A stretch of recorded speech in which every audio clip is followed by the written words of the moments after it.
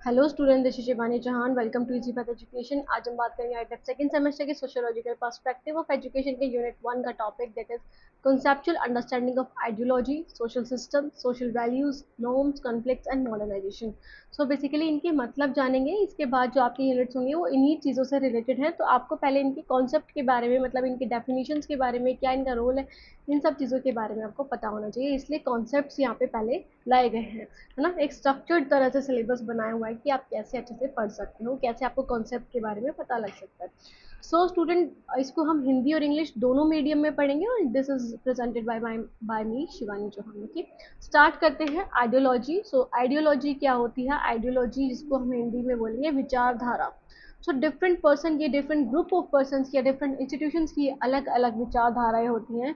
Normally अगर हम बात करें, जो प्राइवेट इंस्टीट्यूशंस होते हैं उनकी जो आइडियोलॉजीज होती है वो अलग होती है कि कैसे प्रॉफिट अर्न करा जाए।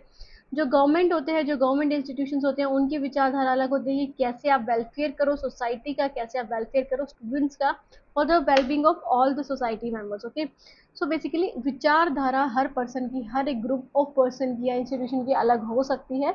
सो इसको हम अगर डेफिनेशन पॉइंट ऑफ व्यू से देखें तो it is a set of ideas, belief and values that explain how society should work. तो बेसिकली कुछ कुछ सेट ऑफ आइडियाज हैं कि आपकी क्या आइडियाज है किसी चीज़ को लेकर के, क्या बिलीफ है आपके, क्या वैल्यूज है, जो आपको चीज़ें अच्छी लगती हैं, जो ये हमें एक्सप्लेन करता है कि हमें मतलब एक सोसाइटी को कैसे वर्क करना चाहिए, सोसाइटी में कैसे काम होना चाहिए।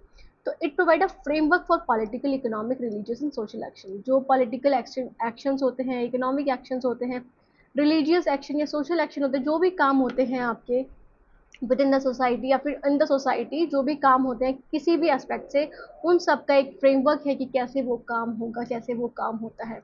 फॉर एग्जाम्पल प्राइवेट इंस्टीट्यूशंस हैं, उनका एक फ्रेमवर्क है कि वो कैसे काम करेंगे, उनको प्रॉफिट अर्न करना है। सो बेसिकली वो उसी तरह से एक्टिविटीज़ अपनी बनाएंगे।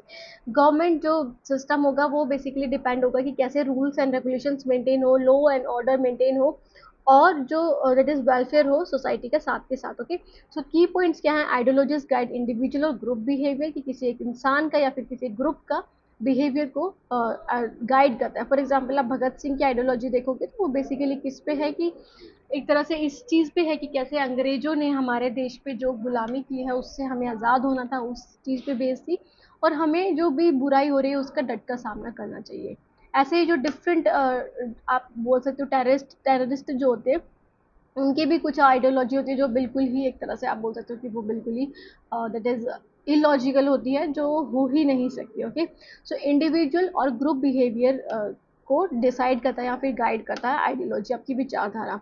दे justify power, policies and institution. तो क्या पावर है एक दैट इज इंस्टीट्यूशन के पास, क्या पावर है किसी ऑर्गेनाइजेशन के पास, पॉलिसीज क्या है, इंस्टीट्यूशंस कौन कौन से, सो बेसिकली उसको वो जस्टिफाई करता है आपकी आइडियोलॉजी। ओके, कि आप बोलोगे कि मैंने प्राइवेट इंस्टीट्यूशन ओपन किया है तो मैं प्रॉफिट अर्न करूंगा, तो फिर कोई आपसे बोलेगा कि क्यों आप वेलफेयर के लिए भी काम करो सोसाइटी के लिए, तो आप अपनी आइडियोलॉजी बताओगे, आप अपनी विचारधारा बताओगे कि मेरा प्राइवेट इंस्टीट्यूशन है और मैं वर्क करता हूँ for the profit of the organisation, कि जिससे प्रॉफिट हो। मेरा काम वेलफेयर नहीं है, वेलफेयर करना नहीं है, वेलफेयर करने के लिए और दैट इज गवर्नमेंट है।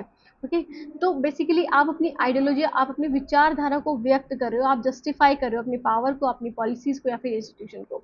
They can be dominant, that is main stream, है ना, या फिर काउंटर या फिर रेजिस्टिंग, मतलब वो दैट इज जो अभी चल रहा है उसके अकॉर्डिंग भी हो सकती है, अगेंस्ट भी हो सकती है। फॉर एग्जाम्पल अभी जो आइडियोलॉजी है हमारे गवर्नमेंट की वो क्या है? हिंदुज्म को फैलाना, है ना, हिंदू राष्ट्र बनाना। बेसिकली इसके अगेंस्ट भी बहुत सारे लोग हैं और इसके फोर में भी बहुत सारे लोग हैं। तो कुछ लोगों का कहना है कि आपको एजुकेशन पे ज़्यादा ध्यान देना चाहिए राष्ट्रवाद से ज़्यादा, बिकॉज इंडिया क्या है, हमें इंडिया में हमेशा पढ़ाया गया कि इंडिया एक डाइवर्स कंट्री है, आप लोगों को एजुकेशन दो, क्वालिटी एजुकेशन दो, जैसे अदर कंट्रीज आपको प्रोवाइड कर रही है ना। तो वैसे अगर आप एजुकेशन दोगे तो it will lead to the better society. Basically क्या है कि डोमिनेंट भी हो सकता है और काउंटर रेजिस्टिंग भी हो सकता है। ओके, सो एग्जांपल्स क्या है? जैसे कैपिटलिज्म। कैपिटलिज्म एक आइडियोलॉजी है डिफरेंट पर्सन की, डिफरेंट इंस्टीट्यूशन की, जो फोकस करता है कि फ्री मार्केट होना चाहिए और प्राइवेट प्रॉपर्टी होनी चाहिए सारी चीज़। जैसे आप देख रहे हो कि बहुत सारी चीज़ें अब जो है वो प्राइवेटाइजेशन हो चुका है ना। बहुत सारी चीज़ों का, जैसे मेट्रो क्या है वो प्राइवेट है, गवर्नमेंट का भी आधा प्राइवेटाइजेशन हो चुका है। सो बेसिकली मतलब ये बोल दिया गया है कि आप फ्रीली कोई भी बिजनेस कर सकते हो। अगर गवर्नमेंट के उसमें होता है तो वो कहलाई जाती है socialism. Belief in collective ownership and equal distribution, कि सबके पास इक्वली डिस्ट्रीब्यूट होना चाहिए और कलेक्टिव ओनरशिप होनी चाहिए, कि आप किसी सिंगल कुछ नहीं बना सकते, कलेक्टिव वे में या फिर दूसरों के वेलफेयर के लिए आप काम करोगे।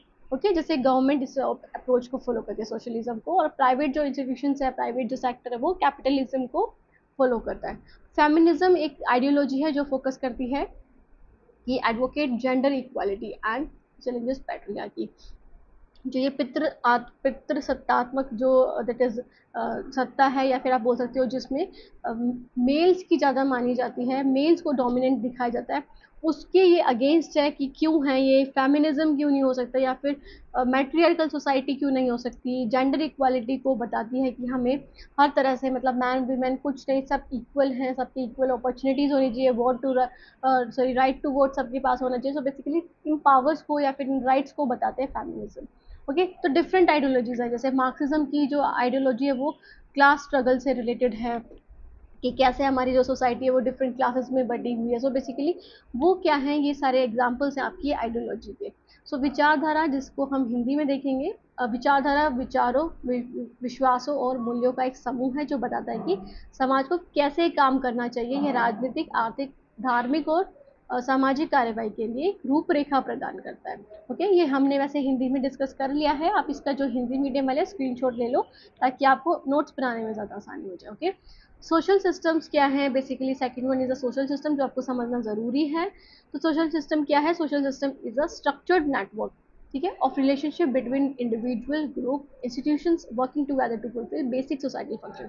सो बेसिकली सोशल सिस्टम क्या है, डिफरेंट जो आपके स्ट्रक्चर्ड नेटवर्क है, कि एक तरह से आपकी जो काम है वो फैमिली के लिए भी रिस्पॉन्सिबिलिटी है, दूसरा जहाँ पे आप वर्क करते हो आपकी जो ऑर्गेनाइजेशन है उसकी तरफ भी आपकी रिस्पॉन्सिबिलिटीज़ है, लॉज के थ्रू भी आपकी रिस्पॉन्सिबिलिटीज़ है कि आपको कुछ गलत भी नहीं करना है। ओके, सबका भला भी करना है। सो बेसिकली ये क्या है, एक तरह से स्ट्रक्चर्ड नेटवर्क है, जो इंडिविजुअल के बीच में हो सकता है, किसी ग्रुप के बीच में हो सकता है, ग्रुप ऑफ पर्सन के बीच में, पीपल के बीच में, या फिर इंस्टीट्यूशंस के बीच में। ओके, जो काम करते हैं, जो भी बेसिक सोसाइटल फंक्शंस हैं उसको फुलफिल करने के लिए साथ मिलकर। सो की पॉइंट्स क्या हैं, एवरी सोसाइटी है सोशल सिस्टम, तो हर सोसाइटी का कोई ना कोई सोशल सिस्टम होता है, जैसे एजुकेशन, फैमिली, रिलीजन, है ना। तो हर सोसाइटी में ये सारी चीज़ें हमें देखने को मिलती है कि उनका कोई रिलीजन होगा, उनका कोई सेम दैट इज उनकी जो फैमिली है वो पूरी एक तरह से बिलोंग करती होगी, है ना, एजुकेशन वहाँ पे होगा। सो बेसिकली हर एक सोसाइटी का कोई ना कोई सोशल सिस्टम होता है। System consist of statuses, rules, norms and institution. तो सिस्टम में क्या होते हैं कि उनके क्या स्टेटस हैं, मतलब वो किस पद पर हैं, आप बोल सकते हो जैसे टीचर हैं, या फिर दैट इज लेबर हैं, लेबर में वो क्या काम कर रहे हैं, आर्टिसंस है, पेंटर्स है, फिर उनके रोल्स उसके अकॉर्डिंग होंगे कि वो उनके जो स्टेटस है उनके रोल्स होंगे, नॉर्म्स होंगे, कुछ मतलब रूल्स एंड रेगुलेशंस होंगी जो उन्हें फॉलो करनी होंगी, जो दैट इज जो पर्सन के द्वारा, पीपल के द्वारा ही बनाए गए होंगे, उस सोसाइटी के द्वारा ही बनाए गए होंगे। कल्चर टू कल्चर डिफर करेगा। और इंस्टीट्यूशन, ओके, कि डिफरेंट इंस्टीट्यूशंस जो है, जैसे फैमिली है, गवर्नमेंट है, कैसे वहाँ पे वर्क कर रही है, प्राइवेट इंस्टीट्यूशन कैसे वर्क कर रहे हैं। सो बेसिकली ये they ensure social order, stability and cooperation. So basically हर कोई सोसाइटी है जो वो सोशल ऑर्डर को एंश्योर करती है, ये यकीन दिलाते हैं कि यहाँ पे सोशल ऑर्डर का पालन हो रहा है, स्टेबिलिटी है और कोऑपरेशन है डिफरेंट इंडिविजुअल्स के बीच में। एग्जांपल क्या है, जैसे एक educational system has teachers, students, schools, curriculum etcetera working together to educate. So basically social system क्या है, एक एजुकेशन सिस्टम है जहाँ पे टीचर्स हैं, मतलब जहाँ का जो सोशल सिस्टम है वो क्या है, टीचर्स है, स्टूडेंट्स है, स्कूल्स हैं और करिकुलम है। ओके, तो ये सारी चीज़ें, तो सभी जो चीज़ें हैं, सभी चीज़ें मिलकर क्या करा रही हैं, आपको एजुकेट, पढ़ा रही हैं, आपको बता रहे हैं, आपको नॉलेज प्रदान कर रहे हैं। ओके, सो ये सामाजिक प्रणालियाँ जिसको हम हिंदी में बोलेंगे। सो बेसिकली प्रत्येक समाज में सामाजिक प्रणालियाँ होती है, जैसे शिक्षा, परिवार या धर्म प्रणालियों में स्थितियाँ, भूमिकाएं, मानदंड और संस्थाएं शामिल होती हैं, वे जहाँ सामाजिक व्यवस्था, स्थिरता और सहयोग सुनिश्चित करते हैं। ओके, समझ में आया इतना। After that social values. So her society की जब आप बोल सकते हो कि सिस्टम है तो उनके कुछ वैल्यूज भी हैं। ओके, उनके कुछ सोशल वैल्यूज भी। सो डेफिनेशन क्या है, social values are deeply held belief about what is right, desirable and important in society. So basically social values क्या होती है कि एक तरह से बिलीफ होते हैं आपके कल्चर टू कल्चर या फिर सोसाइटी में कि क्या चीज़ सही है, क्या चीज़ें आपको करनी चाहिए, क्या चीज़ें इंपॉर्टेंट है सोसाइटी के लिए, उन सब चीज़ों पर वो फोकस करता है। They act as guiding principle for behaviour. तो एक तरह से गाइडिंग प्रिंसिपल्स हैं जो आपको फॉलो करने हैं, ठीक है, जो आपको फॉलो करने चाहिए अगर आप एक सोसाइटी में रहना चाहते हो सबकी भलाई के लिए। सो की पॉइंट्स क्या हैं? Values are more general than norms, की वैल्यूज जनरल होती हैं नॉर्म से।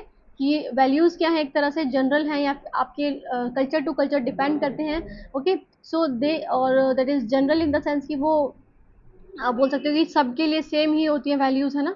वैल्यूज़ सेम ही होती हैं, डिफरेंट कल्चर की डिफरेंट वैल्यूज़ होती हैं, मूल्य होते हैं। Okay, so they help maintain social order by giving people a shared sense of what matters.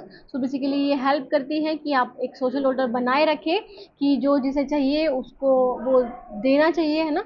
Bye giving people a shared sense of what matters, कि जो ज़रूरी है उनको वो प्रदान कर दो। Okay, so they vary by culture and time. तो कल्चर के अकॉर्डिंग वो वैरी करते हैं, डिफ्रेंशिएट करते हैं, डिफरेंट हो सकता है टाइम के अकॉर्डिंगली, है ना? कि आज कुछ वैल्यू थी, कुछ और आज वैल्यू है, मतलब कुछ और मूल्य है आज किसी चीज़ का। ओके, सो जैसे ऑनेस्टी हो गई, फ्रीडम हो गया, जस्टिस हो गया, हार्ड वर्क हो गया, रिस्पेक्ट फॉर एल्डर्स हो गया, ये क्या है? आपकी सोशल वैल्यूज है जो आपको फॉलो करनी है एक सोसाइटी में रहने के लिए।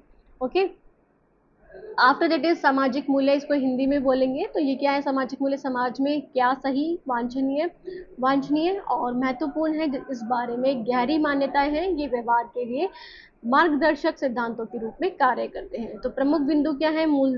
मूल्य मानदंडों से अधिक सामान्य होते हैं। वे लोगों को महत्वपूर्ण बातों के बारे में साझा समझ प्रदान करते हैं, करके सामाजिक व्यवस्था बनाए रखने में मदद करते हैं। वे सांस्कृतिक और समय के अनुसार भिन्न होते हैं। Okay, so next one is norms. So norms क्या है? Norms are the specific rules और standard of behaviour expected in a society based on its values. So basically आपकी क्या वैल्यूज हैं उसके अकॉर्डिंग आपके नॉर्म्स डिसाइड होते हैं, मतलब आपके मानदंड डिसाइड होते हैं कि आपकी सोसाइटी में कौन कौन से मूल्य हैं जो आपको फॉलो करने होते हैं। अकॉर्डिंग टू दैट आपकी नॉर्म्स भी डिसाइड होते हैं। तो they are specific rules. Okay, ये स्पेसिफिक होते हैं according to your society, according to your member of the society होते हैं। सो की पॉइंट्स क्या है? Norms are how values are practice, कैसे आपकी जो वैल्यूज जो आपने डिसाइड की हैं, जैसे आप ऑनेस्टी रखोगे, है ना? फ्रीडम होगी सबके लिए, और दैट इज आप एल्डर की रिस्पेक्ट करोगे। सो बेसिकली वो कैसे प्रैक्टिस होंगी वो नॉर्म्स डिसाइड करते हैं। तो टाइप्स ऑफ नॉर्म क्या है? जैसे फोकवेज हो गया। फोकवेज क्या है? कैजुअल कस्टम्स, जैसे कि एग्जांपल सेइंग थैंक यू, कि आप थैंक यू बोल रहे हो कुछ चीज़ लेने से पहले, प्लीज़ बोल रहे हैं कुछ चीज़ लेने के बाद, आप लेने से पहले कुछ चीज़ लेने से पहले प्लीज़ बोलने लग रहे हो। ओके, गुड मॉर्निंग बोल रहे हो, किसी को ग्रीट कर रहे हो, दैट इज अपना हेड वो कर रहे हो, है ना? झुका रहे हो किसी से थैंक यू बोलने के लिए। सो बेसिकली ये फोक वेज होते हैं आपके। मोड्स क्या होते हैं? Mores are the moral rules, जो आपके क्या होते हैं? मोरल रूल्स होते हैं, जो जैसे आपको सिखाया जाता है कि आपको नहीं करने हैं। फॉर एग्जाम्पल आप छोटे बच्चे, जैसे छोटे बच्चे होते हैं उनको सिखाया जाता है कि नहीं, आपको नहीं मारना है, या फिर आपको नहीं चोरी करनी है। सो बेसिकली वो आपके मोरल रूल्स हो गए जो एक तरह से नैतिकता के आधार पर होते हैं। ओके, आपकी नैतिकता पे। After that is laws. तो लॉज क्या है? ऑफिशियली एनफोर्स रूल्स होते हैं। बेसिकली ये लॉज क्या होते हैं? अगर आप इन्हें फॉलो नहीं करोगे तो इट मीन्स कि आपके ऊपर कोई भी, दैट इज आपके ऊपर एफआईआर हो सकती है, आपके ऊपर कोर्ट केस हो सकता है अगर आप इनको फॉलो नहीं करोगे तो। अगर आपने बहुत बड़े लेवल पे स्टीलिंग कर लिया, चोरी कर लिया, किसी का मर्डर कर दिया, so basically these are officially enforce by the rules, कि आपको ये जो रूल्स है वो मानने ही पड़ेंगे। नहीं मानोगे तो आपको जेल भी, इम्प्रिजनमेंट भी या फाइन भी आपको लग सकता है। सो एग्जाम्पल्स क्या है? Shaking hands when meeting. तो ये एक तरह से फोक वे हो गया कि जब आप किसी से मिल रहे हो तो आप हैंडशेक करोगे या फिर नमस्ते करोगे, जैसे भी आप ग्रीट करते हो वैसे करोगे। नॉट कमिटिंग मर्डर, लो और मोर। ठीक है, तो आप दैट इज मर्डर मर्डर नहीं कर रहे हो, मतलब आपने कोई मर्डर नहीं किया, तो आप वो मोर्स को मान रहे हो और लॉज को भी मान रहे हो। ओके, तो मोर्स बेसिकली मोरल रूल्स ज़्यादा आ जाते हैं इसमें, और लॉज में दैट इज जो रिटर्न है आपकी कॉन्स्टिट्यूशन में, है ना? वो सारी चीज़ें आ जाती हैं। सो मानदंड, दैट इज परिभाषा। मानदंड किसी समाज में अपेक्षित व्यवहार के विशिष्ट नियम या मानक होते हैं जो उसके मूल्यों पर आधारित होते हैं। जैसे प्रमुख बिंदु है मानदंड में वे हैं जिनके द्वारा मूल्यों का अभ्यास किया जाता है। ओके, सो ये हो गए आपके that is norms. Okay, after that is conflict. तो कॉन्फ्लिक्ट क्या होता है? एक तरह से आप बोल सकते हो संघर्ष, जिसको हम हिंदी में बोलेंगे। So these are the social conflict is a struggle between individual और group over power, resources and values.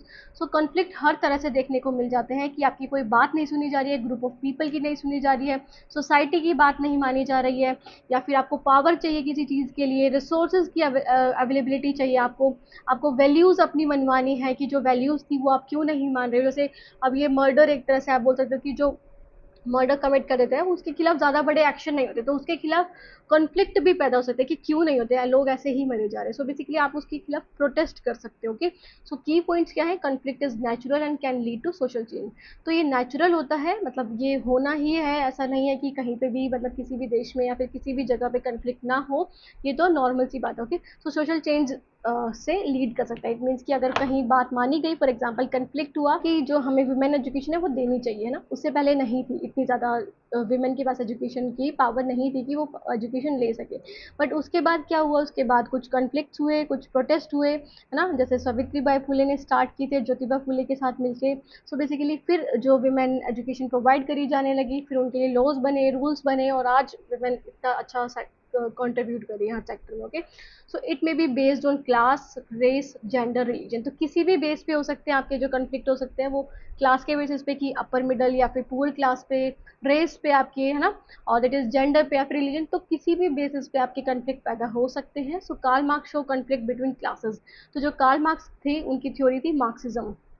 Okay, Marxism theory थी या फिर उनकी आइडियोलॉजी थी, जिस पे उन्होंने फोकस किया था कि कैसे कन्फ्लिक्ट बढ़ते जा रहे हैं, रिच जो है वो रिच होते जा रहे हैं, पुअर जो है वो पुअर होते जा रहे हैं ना, तो वो कैसे कन्फ्लिक्ट होते जा रहे हैं, बेसिकली उस पर उन्होंने बात की है as engine of the historical change ना। और बेसिकली फिर ये जो कन्फ्लिक्ट हुए, इसकी वजह से कुछ प्रोटेस्ट हुए, और फिर प्रोटेस्ट होकर कुछ रूल्स बने कि सबके पास इक्वालिटी होनी चाहिए, सब कोई भी डिस्क्रिमिनेशन नहीं होना चाहिए, बेसिकली वो सारी चीज़ें आने लगी। सो एग्जांपल्स क्या हैं, जैसे लेबर स्ट्राइक आपको देखने को मिलता है, किसी लेबर क्या ग्रुप ऑफ ऑर्गेनाइजेशन की बात नहीं सुनी जाती तो वो स्ट्राइक कर देते हैं ना, सिविल राइट मूवमेंट्स के लिए कि अपने राइट्स अधिकार पाने के लिए। सोनम वांगचुक का नाम आपने सुना होगा, सोनम वांगचुक, जिन्होंने क्लाइमेट चेंज के ऊपर दैट इज प्रोटेस्ट किया था, अनशन किया था एक तरह से उन्होंने, तो दैट इज बिल्कुल ही सिंपल वे में कि वो भूखे रहे थे तब तक सरकार ने उनकी बात नहीं मानी थी, फिर कुछ दिनों बाद या फिर कुछ महीनों बाद उन्होंने उनकी बात मानी, क्योंकि बेसिकली वो एक तरह से आप बोल सकते हो कि वो उससे चेंजेस आने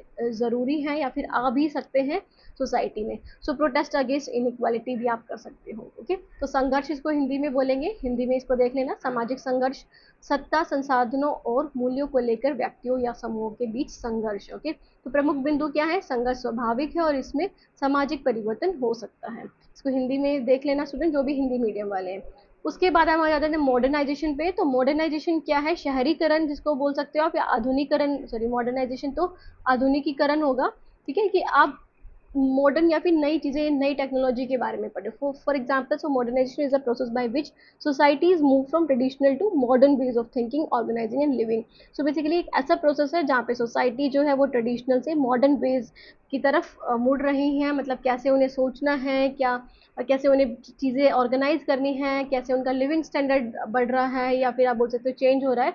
सो बेसिकली वो सारी चीज़ें क्या है, ट्रेडिशनल से, मतलब जो पुरानी चीज़ें चली आ रही थी, अब उसको हटा के, उसको धीरे धीरे अडेप्ट करके या फिर उसको हटा करके, रिमूव करके आप नई नई चीज़ों को लेकर आ रहे हो, है ना। जैसे आप कपड़ों में देख लो, आप खाने पीने में देख लो, और दैट इज पढ़ने में देख लो, है ना, अपने सोसाइटी में हर तरह से आप देख लो कितना ज़्यादा फ़र्क आया है पहले से लेकर अब तक। आपके पेरेंट्स या फिर आपके ग्रैंड पेरेंट्स भी आपको बोलते हुए दिखेंगे कि पहले तो ऐसा था, अब ऐसा है। सो बेसिकली मॉडर्नाइजेशन आता जा रहा है, मतलब आधुनिकीकरण आता जा रहा है, because of the technology, because की लोग अवेयर हो चुके हैं बहुत सारी चीज़ों के बारे में, ग्लोबलाइजेशन की वजह से। ओके, सो की फीचर्स क्या हैं, growth of technology and science. तो टेक्नोलॉजी साइंस की वजह से भी shift from rural to urban life, की जो लोग हैं वो रूरल से अर्बन लाइफ में जा रहे हैं, या फिर जो रूरल एरियाज हैं वो भी अब अर्बन एरियाज में ही कन्वर्ट होते जा रहे हैं बिकॉज ऑफ दिस फैक्ट्रीज और ये सब। Spread of education and democracy, तो एजुकेशन और डेमोक्रेसी की वजह से भी मॉडर्नाइजेशन आ रहा है। और इंडिविजुअलिज्म और रैशनैलिटी भी, कि लोग अब तर्क विचार करने लगे हैं चीज़ों के ऊपर, ऐसे ही किसी पे बिलीव नहीं करते हैं। सो बेसिकली इंडिविजुअलिज्म और रैशनैलिटी की वजह से भी आपको मॉडर्नाइजेशन देखने को मिलता है। एग्जाम्पल्स क्या है, use of the internet in the education, कि आप इंटरनेट का यूज़ कर रहे हो एजुकेशन में। सो बेसिकली ये भी क्या है, मॉडर्नाइजेशन का पार्ट है, कि पहले आप एजुकेशन टेक्स्ट बुक के जरिए लेते थे ओनली, बट आपके पास डिफरेंट रिसोर्सेज अवेलेबल हैं आज के डे में। So urbanisation and the rise of nuclear families, की अर्बनाइजेशन जो होने लगा है, फॉर एग्जाम्पल जो रूरल एरिया से अर्बन एरियाज में लोग आ रहे हैं, शिफ्ट हो रहे हैं। सो बेसिकली उससे भी क्या है, उससे जो न्यूक्लियर फैमिलीज है, दैट इज जिसमें सिर्फ 3 ही या फिर 4 ही लोग रहते हैं, एक ही फैमिली रहती है, फॉर एग्जाम्पल मदर, फादर और उनके बच्चे। Okay, so replacement of superstitions with scientific thinking, जो हमारे अंधविश्वास चीज़ें थी उसको रिप्लेस करके अब हम साइंटिफिक थिंकिंग की ओर बढ़ रहे हैं because of our education system. Okay, जो हमें दैट इज जागरूकता प्रदान करते हैं बहुत सारी चीज़ों में, तो उन सब चीज़ों से हम उनकी तरफ से बढ़ रहे हैं। ओके, उनकी तरफ से हम चेंज हो रहे हैं। सो आधुनिकीकरण ये है हिंदी में इसका, आधुनिकीकरण वह प्रक्रिया जिसके द्वारा समाज पारंपरिक से आधुनिक सोच, संगठन और जीवन शैली की ओर बढ़ता है। सो बेसिकली ये इसका हिंदी पार्ट है, आप इसका स्क्रीनशॉट ले लीजिएगा जो भी हिंदी मीडियम वाले बच्चे। ओके, और मैंने हिंदी में आपको समझा भी दिया है। सो ये था हमारा वीडियो, और ये थी दैट इज़ आपकी क्लास, आपका जो टॉपिक था जो हमने पढ़ा कॉन्सेप्ट्स के बारे में, बेसिक कॉन्सेप्ट और सोशलाइजेशन के बारे में। तो सोसाइटी के लिए या फिर जो आप ये सिलेबस पढ़ोगे उससे पहले आपको पता होने चाहिए। कोई भी डाउट अभी भी रह गया तो आप कमेंट सेक्शन में कमेंट कर सकते हैं। बाकी चैनल को सब्सक्राइब करना ना भूलिएगा और वीडियो को भी लाइक और शेयर कर दीजिएगा, those who need it. Okay, so thank you so much for watching the video. मिलते हैं नेक्स्ट वीडियो में, तब तक के लिए take care, bye, have a nice day.